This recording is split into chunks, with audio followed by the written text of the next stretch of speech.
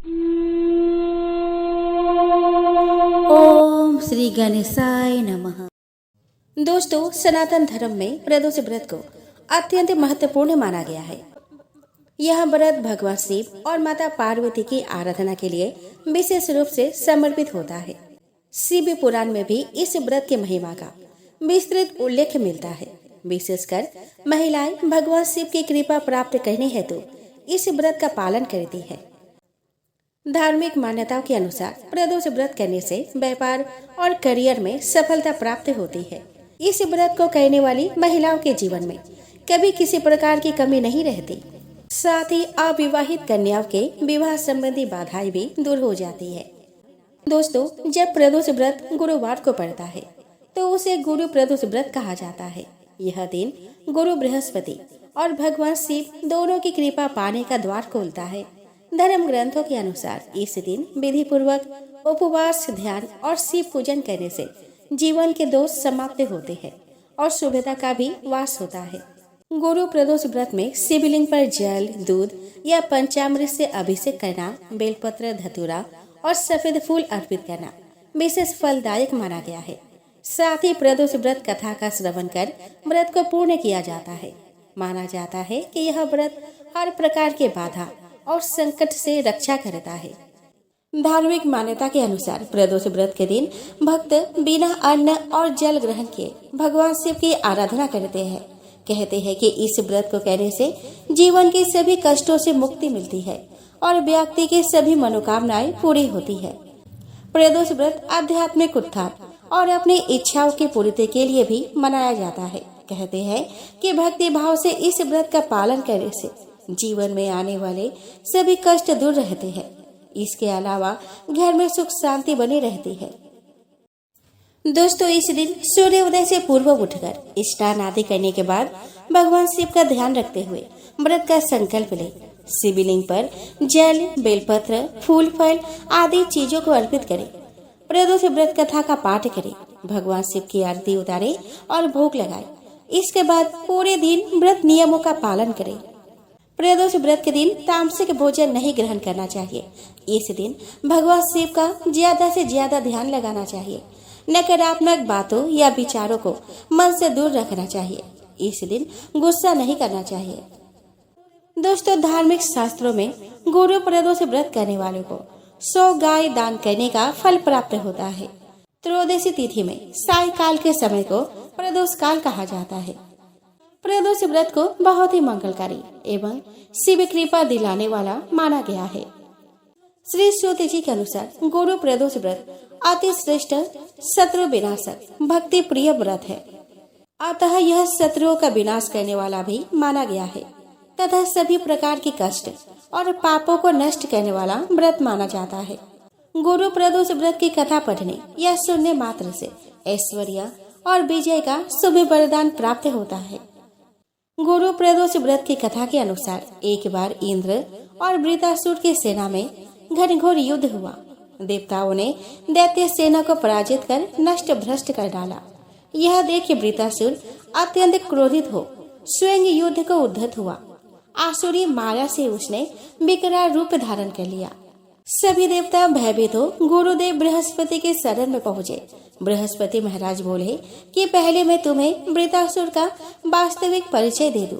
वृत्रासुर बड़ा तपस्वी और कर्मनिष्ठ है। उसने गंधमादन पर्वत पर घोर तपस्या कर शिव जी को प्रसन्न किया है। पूर्व समय में वह चित्ररथ नाम का राजा था। एक बार वह अपने विमान से कैलाश पर्वत पर चला गया। वह शिव जी के वाम अंग में माता पार्वती को विराजमान देखकर वह उपहास पूर्वक बोला कि हे प्रभु, मोह माया में फंसे होने के कारण हम स्त्रियों के वशीभूत रहते हैं, किंतु देवलोक में ऐसा दृष्टिगोचर नहीं हुआ कि स्त्री आलिंगनबद्ध हो सभा में बैठे। चित्ररथ के यह वचन सुन सर्वव्यापी शिव शंकर हंसकर बोले कि हे राजन, मेरा व्यवहारिक दृष्टिकोण पृथक है। मैंने मृत्युदाता कालकोट महाविष का पान किया है, फिर भी तुम साधारण जन की भांति मेरा उपहास उड़ाते हो। माता पार्वती क्रोधित होकर चित्ररथ से कही कि अरे दुष्ट, तूने सर्वव्यापी महेश्वर के साथ ही मेरा भी उपहास उड़ाया है। अतएव मैं तुझे वह शिक्षा दूंगी कि फिर तू ऐसा संतों के उपहास का दुस्साहस नहीं करेगा। अब तू दैत्य स्वरूप धारण कर विमान से नीचे गिर, मैं तुझे श्राप देती हूँ। जगदम्बा भवानी के अभिशाप से चित्ररथ राक्षस योनि को प्राप्त हुआ और त्वष्टा नामक ऋषि के श्रेष्ठ तप से उत्पन्न हो वृतासुर बना। गुरुदेव बृहस्पति आगे बोले कि वृतासुर बाल्यकाल से ही शिव भक्त रहा है, अतः हे इंद्र, तुम बृहस्पति प्रदोष व्रत कर शंकर भगवान को प्रसन्न करो। देवराज ने गुरुदेव की आज्ञा का पालन कर बृहस्पति प्रदोष व्रत किया। गुरु प्रदोष व्रत के प्रताप से इंद्र ने शीघ्र ही वृतासुर पर विजय प्राप्त कर ली और देवलोक में शांति छा गई। अतः प्रदोष व्रत हर शिव भक्त को अवश्य करना चाहिए। इस व्रत को कहने तथा इसकी कथा सुनने से शत्रु, कष्ट तथा पापों का नाश होता है। दक्ष कुमारी सती देवी जब अपने पिता के यज्ञ में अंतर ध्यान हो गई, तब अपनी शक्ति से बिछुड़े हुए भगवान महेश्वर उत्तम तपस्या में संलग्न हो गए। वे लीला देह धारण कर भृंगी और नंदी के साथ हिमालय पर्वत पर रहने लगे। उसी समय नमूची के पुत्र तारकासुर ने बड़ी भारी तपस्या करके ब्रह्मा जी को संतुष्ट किया। ब्रह्मा जी उस पर प्रसन्न हुए और उस दुरात्मा को इच्छा अनुसार वर देने के लिए उद्धत हो गए और बोले, तुम कोई वर मांगो। ब्रह्मा जी की यह बात सुनकर तारकासुर बोला कि प्रभु, यदि आप मुझ पर प्रसन्न हैं, तो मुझे अजर, अमर और अजय बना दीजिए। ब्रह्मा जी ने कहा कि तू अमर कैसे हो सकता है? जो इस संसार में जन्म ले चुका है, उसकी मृत्यु अटल है। तारकासुर बोला कि तब मुझे अजय बना दीजिए। ब्रह्मा जी ने कहा कि दैत्यराज, तू अजय होगा, इसमें संशय नहीं है, परंतु एक बालक को छोड़कर अन्य सबसे ही तेरी अजयता रहेगी। इस प्रकार वरदान पाकर तारकासुर बड़ा बलवान हो गया। उस समय देवता लोग राजा मुचुकुंद का सहारा लेकर तारकासुर के साथ युद्ध करते और विजयी होते थे। मुचुकुंद के ही बल से देवताओं ने विजय प्राप्त की। तब उन्होंने सोचा कि इन दिनों हमें निरंतर युद्ध में रहना पड़ता है, ऐसे समय में हमारा क्या कर्तव्य है। ऐसा विचार कर वे ब्रह्मा जी के लोक में गए और उनके सामने खड़े होकर स्तुति करने लगे। स्तुति के पश्चात वे बोले कि महाभाग प्रभु, आप दैत्य पतियों से हमारी रक्षा करें। उसी समय आकाशवाणी हुई कि देवताओं, तुम जितनी जल्दी हो सके मेरी आज्ञा का यथावत पालन करो। भगवान शिव के जब कोई महाबली पुत्र उत्पन्न होगा, तब वही पुनः युद्ध में तारकासुर का वध करेगा, इसमें संशय नहीं है। सबके हृदय गुफा में निवास करने वाले भगवान शंकर जिस किसी उपाय से पत्नी का पानी ग्रहण करे, वह तुम्हें करना चाहिए। इसके लिए महान प्रयत्न करो, मेरी यह वचन अन्यथा न होने पाए। यह आकाशवाणी सुनकर देवताओं को बड़ा आश्चर्य हुआ। वे सब बृहस्पति जी को आगे करके हिमालय पर्वत पर आए और इस प्रकार कहने लगे कि महाभाग हिमालय, तुम समस्त पर्वतों के स्वामी हो। यक्ष और गंधर्व तुम्हारा सेवन करते हैं। हम तुमसे कुछ निवेदन करेंगे। हम सब देवताओं की बात तुम्हें माननी चाहिए। देवताओं के इस प्रकार प्रार्थना करने पर पर्वत श्रेष्ठ हिमवान हंसकर बोले कि एक तो मैं अचल हूँ, चल फिर नहीं सकता, और दूसरे मेरे पाखे कट गई है, अतः उड़ नहीं सकता। ऐसी दशा में मैं आप लोगों के किस काम आ सकता हूँ? देवताओं, यदि तारकासुर के संहार में मेरी सहायता आवश्यक है, तो मैं पूछता हूँ कि किस उपाय से आप लोग तारकासुर का वध करना चाहते हैं? वह शीघ्र बतलाइए, क्योंकि वह कार्य तो मेरा ही है। तब देवताओं ने आकाशवाणी द्वारा कही हुई सब बातें कह सुनाई। सुनकर हिमवान ने कहा कि जब शिव जी के बुद्धिमान पुत्र द्वारा ही तारकासुर का वध होने वाला है, तब देवताओं के सब कार्य शुभ हो और आकाशवाणी की कही हुई यह बात सच निकले। इसके लिए आप लोगों को विशेष यत्न करना चाहिए। देवता बोले कि गिरिराज, आप देवताओं का कार्य सिद्ध करने के उद्देश्य से भगवान शंकर के विवाह के लिए स्वयं ही एक कन्या उत्पन्न करें। तब हिमवान ने अपने पत्नी से कहा कि सुमुखी, तुम्हें एक श्रेष्ठ कन्या उत्पन्न करनी चाहिए। यह सुनकर मैना ने हंसते हुए कहा कि महामते, मैंने आपकी बात सुन ली, परंतु कन्या स्त्रियों को शोक में डालने वाली होती है। अतः इस विषय में दीर्घ काल तक विचार करके आपको अपनी बुद्धि से जो हितकर प्रतीत हो वह बताए। अपनी प्रियतमा मैना की यह बात सुनकर परम बुद्धिमान हिमवान ने परोपकार युक्त वचन कहा कि देवी, जिस प्रकार से दूसरों के जीवन की रक्षा हो, परोपकारी पुरुष को वही करना चाहिए।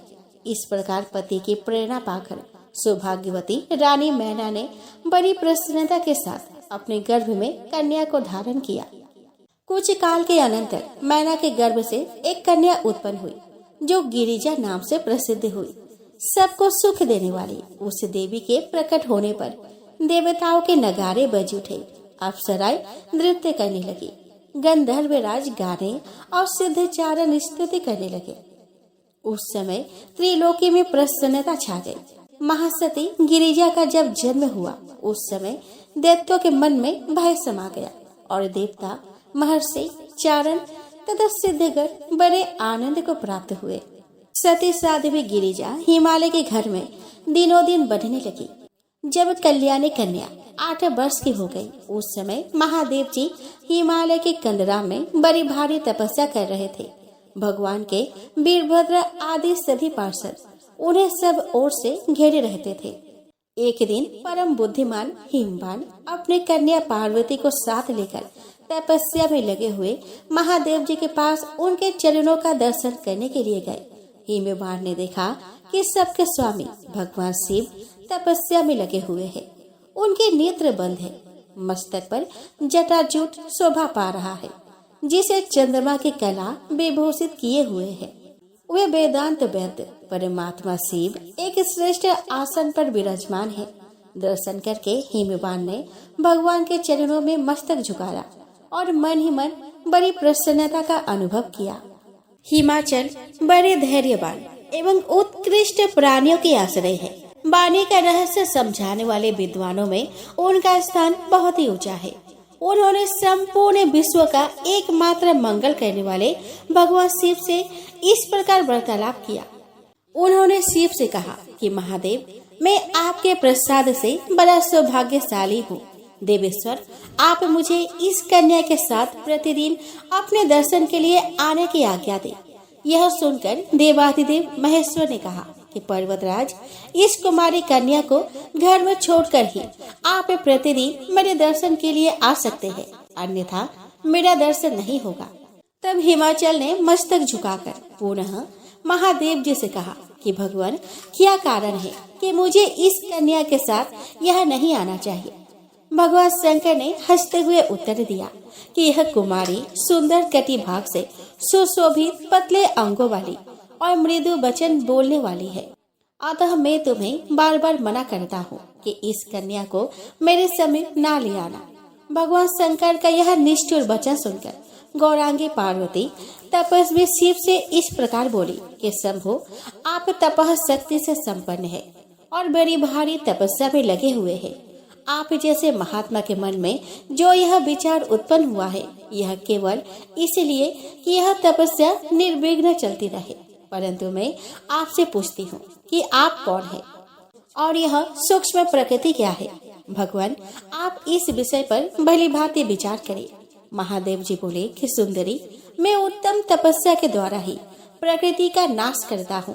प्रकृति से विलग रहकर अपने यथार्थ स्वरूप में स्थित होता हूँ। इसलिए सिद्ध पुरुषों को प्रकृति का संग्रह कदापि नहीं करना चाहिए। श्री पार्वती जी ने कहा कि शंकर, आपने जिस उत्तम वाणी के द्वारा कुछ भी कहा है, क्या वह प्रकृति नहीं है? फिर आप प्रकृति से अतीत कैसे है? मेरी यह बात सुनकर आपको तत्व का यथार्थ निर्णय करना चाहिए। यह संपूर्ण जगत सदा प्रकृति से बंधा हुआ है।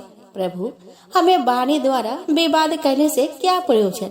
शंकर, आप जो सुनते हैं, खाते हैं और देखते हैं, वह सब प्रकृति का ही कार्य है। प्रकृति से परे होकर आप इस हिमालय पर्वत पर इस समय तपस्या किस लिए करते हैं? प्रकृति से आप मिले हुए हैं, क्या इस बात को नहीं जानते? यदि आप प्रकृति से परे हैं और आपकी यह बात सत्य है, तो आपको अब मुझसे भय नहीं मानना चाहिए। महादेव जी बोले कि साधु भाषणी पार्वती, तुम प्रतिदिन मेरी सेवा करो। अब वे प्रतिदिन पार्वती के साथ उनका दर्शन करने लगे। इस प्रकार भगवान शिव की उपासना करते हुए पुत्री और पिता का कुछ समय व्यतीत हो गया। तब पार्वती जी के लिए देवताओं के मन में बड़ी चिंता हुई। वे सोचने लगे कि भगवान महेश्वर गिरिजा का पानी ग्रहण कैसे करेंगे। तब उन्होंने कामदेव का आह्वान किया। आह्वान करते ही इंद्र का कार्य सिद्ध करने वाला कामदेव अपनी पत्नी रति और सखा बसंत के साथ आया और देव सभा में देवराज के सम्मुख उपस्थित हो गर्वयुक्त वचन बोलने लगा कि सचिपते, शीघ्र आज्ञा दीजिए। आज मैं आपका कौन सा कार्य सिद्ध करूं? मेरा स्मरण मात्र करने से कितने ही तपस्वी अपने मर्यादा से भ्रष्ट हो जाते हैं। इंद्र, मेरे बल और पराक्रम को आप अच्छी तरह जानते हैं। शक्ति नंदन पराशर को भी मेरे पराक्रम का ज्ञान है। इसी प्रकार ये भृगु आदि बहुत से अन्य ऋषि मुनि भी मेरी शक्ति जानते हैं। महान बल और पराक्रम से संपन्न क्रोधी मेरा भाई है। हम दोनों ने संपूर्ण चराचर जगत को परास्त किया है। सबको हमने मोह महासागर में डुबो दिया है। कामदेव के गर्वीले वचन सुनकर इंद्र ने उसके पीठ ठोकते हुए कहा। उन्होंने कहा कि मदन, तुम सदैव हमको जीतने में समर्थ हो। इस समय देवताओं का कार्य सिद्ध करने के लिए तुम भगवान शंकर पर चढ़ाई करो। महामते, ऐसी चेष्टा करो जिससे भगवान शिव पार्वती के साथ विवाह कर ले।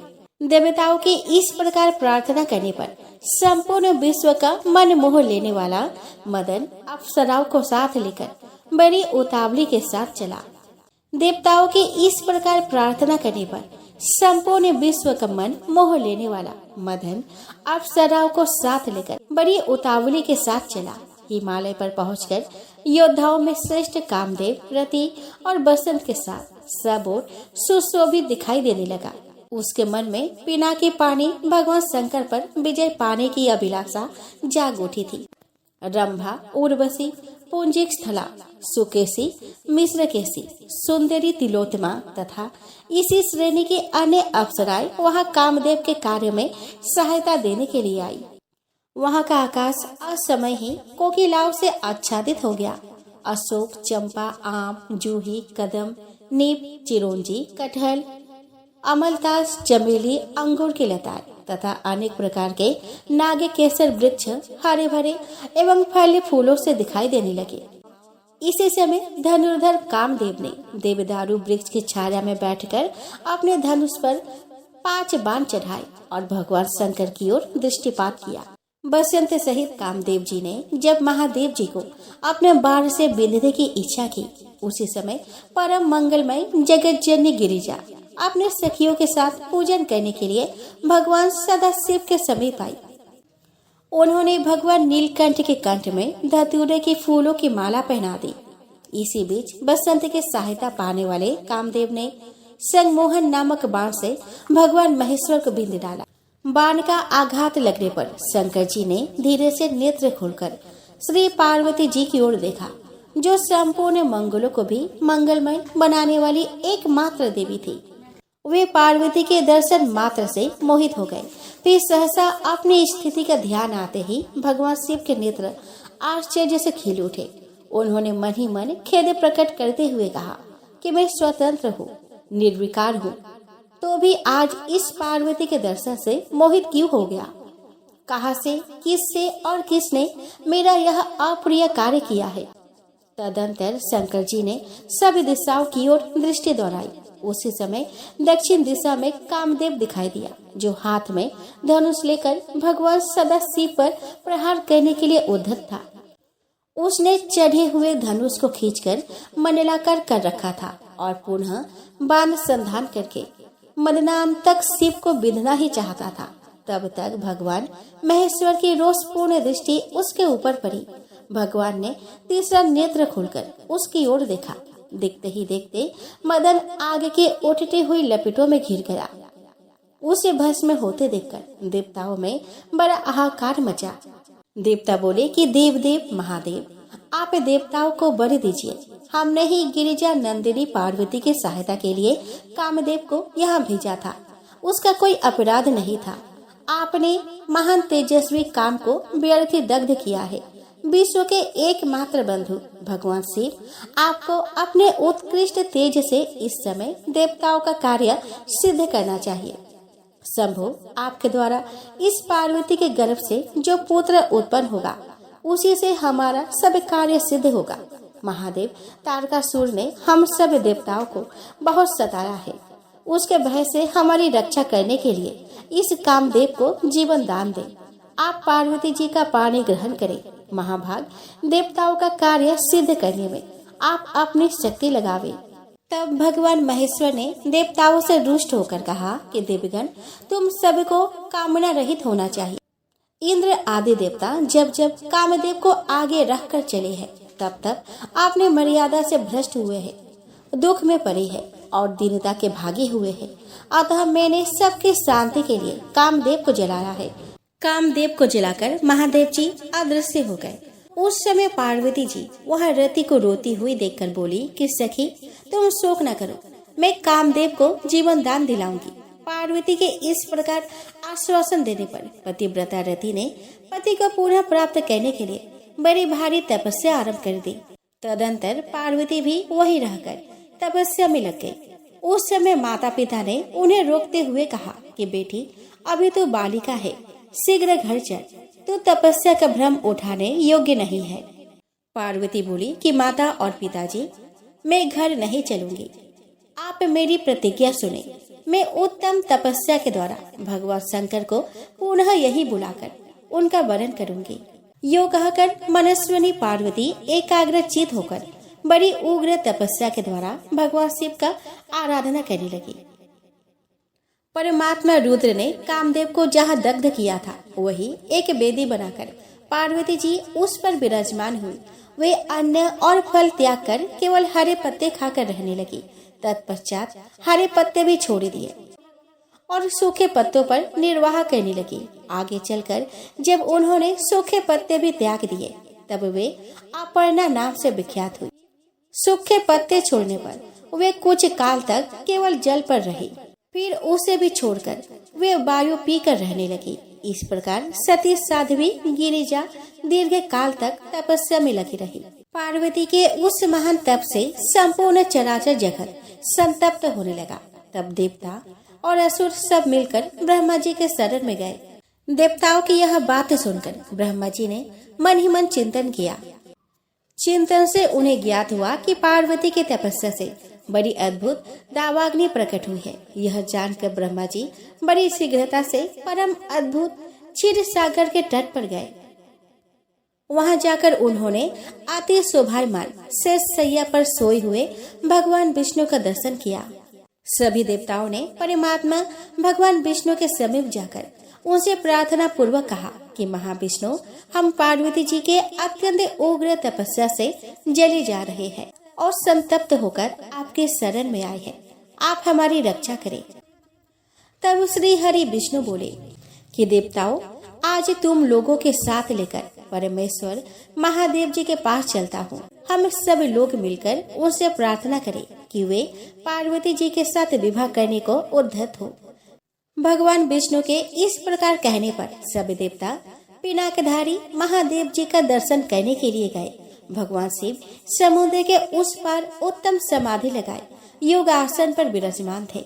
श्री ब्रह्मा जी बोले कि कामदेव का अंत करने वाले श्री रुद्र को नमस्कार है, जो प्रकाश स्वरूप होने के कारण भर्गे नाम धारण करते हैं। तीनों लोकों में जिनका सौभाग्य सबसे बढ़कर है, उन त्रिनेत्रधारी भगवान महेश्वर को नमस्कार है, जो संपूर्ण जगत के भरण पोषण करने वाले बंधु है तथा यह संपूर्ण विश्व जिनका स्वरूप है, उन भगवान त्र्यंबक को नमस्कार है। आप ही जगत के स्वामी तथा रक्षक है। प्रभु, आप हमारा उद्धार करें। तब उत्तम योग से युक्त दयालु परमात्मा महेश्वर शंभु ने धीरे धीरे समाधि से विश्राम लिया और देवताओं से इस प्रकार कहा कि परम भाग्यवान ब्रह्मा आदि देवताओं, तुम लोग मेरे समीप क्यों आए हो? इस समय यहाँ आने का कारण बताओ। ब्रह्मा जी ने कहा कि भगवान तारकासुर ने देवताओं को महान कष्ट पहुँचाया है। वह देवताओं का घोर शत्रु है। अतः हमारी प्रार्थना है कि आप पार्वती जी का पानी ग्रहण करें।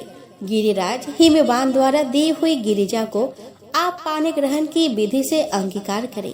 तब ब्रह्मा जी की बात सुनकर महादेव जी ने हंसते हुए कहा कि जब मैं सर्व सुंदरी गिरिजा देवी का वर्णन कर लूंगा, तब समस्त सुरेश्वर तथा ऋषि मुनि भी समकाम भाव से युक्त हो जाएंगे और निष्काम भाव से पूर्ण परमार्थ के पथ पर चलने में असमर्थ होंगे। अतः मैंने सबके पारमार्थिक कार्य की सिद्धि के लिए कामदेव को भस्म किया था। मेरे विचार से तो कामदेव के दग्ध होने से ही देवताओं का महान कार्य सिद्ध हुआ है।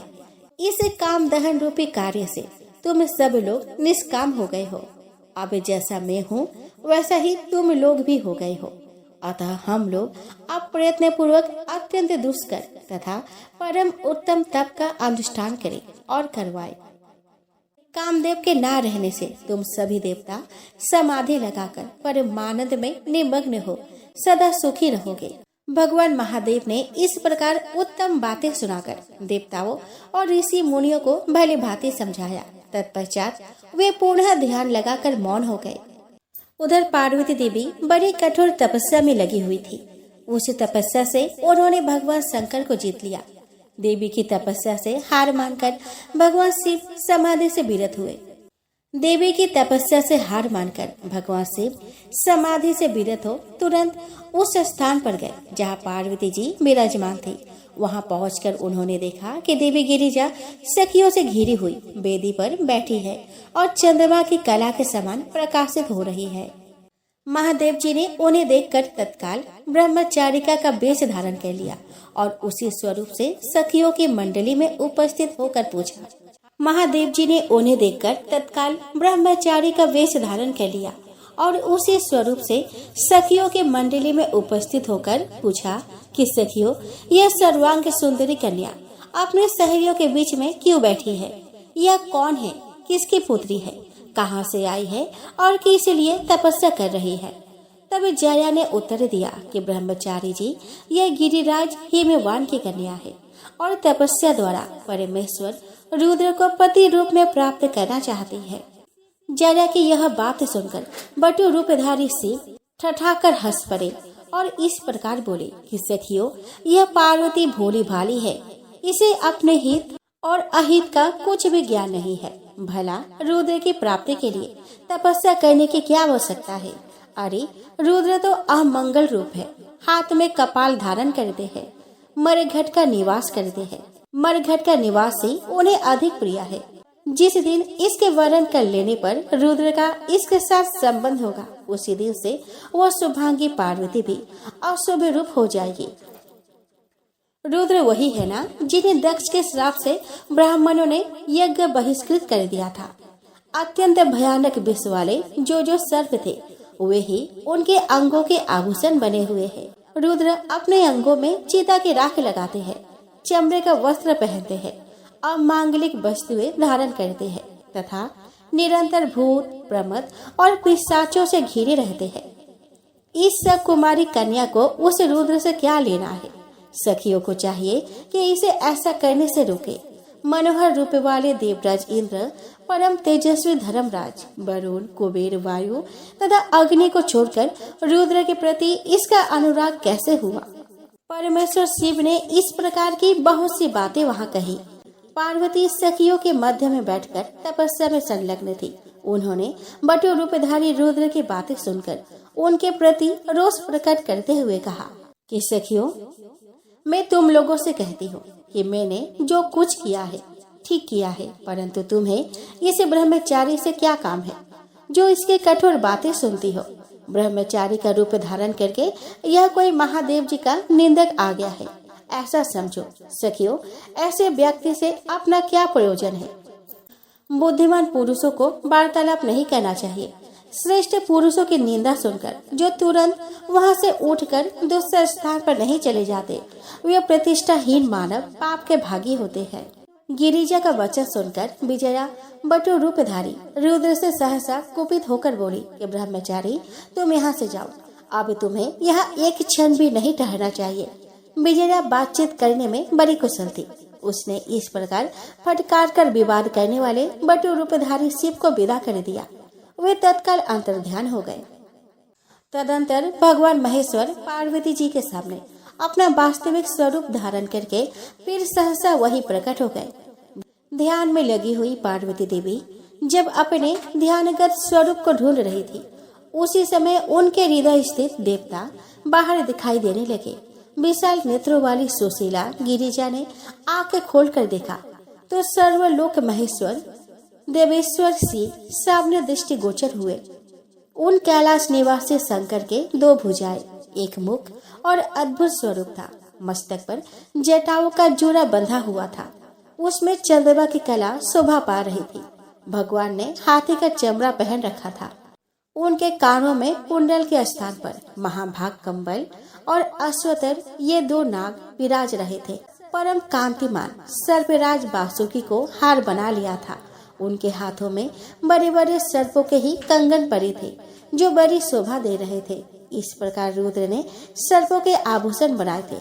ऐसा स्वरूप धारण कर भगवान शिव पार्वती जी के सामने खड़े हुए और शीघ्रता पूर्वक बोले कि कल्याणी, तुम्हें वर मांगो। उस समय सती साध्वी पार्वती जी को बड़ी लज्जा आई। उन्होंने शंकर जी से कहा कि देवेश, आप मेरे सनातन स्वामी हैं, या आपको पहले की घटना का कुछ स्मरण है? प्रभु, मैं वही सती हूँ जिसके लिए आपने दक्ष यज्ञ का विनाश कर दिया था। वही आप है और वही मैं हूँ। तारकासुर के बद्ध रूप देव कार्य की सिद्धि के लिए मैं मैना के गर्भ से प्रकट हुई हूँ। आपसे मेरे द्वारा एक पुत्र होगा, इसीलिए महेश्वर आप मेरी एक प्रार्थना स्वीकार करें। आपको ऋषियों के साथ हिमवान के पास जाना चाहिए और उनसे मेरे लिए याचना करनी चाहिए। मेरे पिता हिमवान आपकी आज्ञा का पालन करेंगे, इसमें संदेह नहीं है। पूर्व काल में जब मैं दक्ष की कन्या थी, उस समय भी मेरे पिता ने ही मुझे आपकी सेवा में समर्पित किया था। महाभाग, हमारा और आपका विवाह देवताओं के कार्य सिद्धि के लिए हो रहा है। तब महादेव जी ने पार्वती से हंसते हुए कहा कि देवी, अहंकार रूपा प्रकृति से महत्त्व उत्पन्न हुआ। महत्त्व से तामस अहंकार की उत्पत्ति हुई। तामस अहंकार से सर्वव्यापी आकाश प्रकट हुआ। आकाश से वायु और वायु से अग्नि की उत्पत्ति हुई। अग्नि से जल और जल से पृथ्वी हुई। सुमुखी पृथ्वी आदि भूत तथा भौतिक वस्तुएं जो भी दृष्टि में आती है, उन सब को नश्वर समझो। अविनाशी तो आत्मा ही है जो एक होकर भी अनेकताओं को प्राप्त हुआ है। निर्गुण होकर भी गुणों से आवृत हो रहा है, जो सदा अपने ही प्रकाश से प्रकाशित होने वाला है, परंतु इस समय दूर से प्रकाश ग्रहण करने वाला बन गया है। स्वतंत्र होकर भी परतंत्र सा हो गया है। देवी, प्रकृति रूप से तुमने ही महत्त्व को प्रकट किया है। यह संपूर्ण मायामय जगत तुम्हारे द्वारा ही रचा गया है। तीनों गुणों का कार्य तुमने ही प्रकट किया है। तुम ही त्रिगुणमय सूक्ष्म प्रकृति हो और मैं सदा तुम्हारे सब व्यापारों का साक्षी मात्र हूँ। मैं हिमालय के पास नहीं जाऊंगा, उनसे किसी प्रकार याचना नहीं करूंगा, क्योंकि किसी के सामने दीजिए ऐसा वचन मुंह से निकालने पर पुरुष उसी क्षण लघुता को प्राप्त हो जाता है। ऐसा कहकर भगवान शिव अपने स्थान को चले गए। तदंतर हिमवान अपने धर्मपत्नी मैना और दूसरे पर्वतों के साथ वहां पर आए। पार्वती बोली कि पिताजी, मैंने यहाँ उत्तम तपस्या के द्वारा कामनाशक महादेव जी की आराधना की है। मेरे यहाँ महान कार्य जो अन्य सब लोगों के लिए अत्यंत दुर्लभ है, आज सिद्ध हो गया है। महादेव जी संतुष्ट होकर यही मेरा वर्णन करने के लिए पधारे थे, किंतु जब मैंने यह कहा कि मेरे पिता की अनुपस्थिति में इस समय आप मेरा पान ग्रहण कैसे कर सकते हैं, तब वे जिस मार्ग से आए थे उसी से लौट गए। पार्वती की यह बात सुनकर बंधु बांधवों सहित धर्मात्मा हिमवान को बड़ी प्रसन्नता हुई। वे अपने पुत्र से बोले, अब हम सब लोग घर को चले। तदंतर हिमवान ने पार्वती को घर ले आई।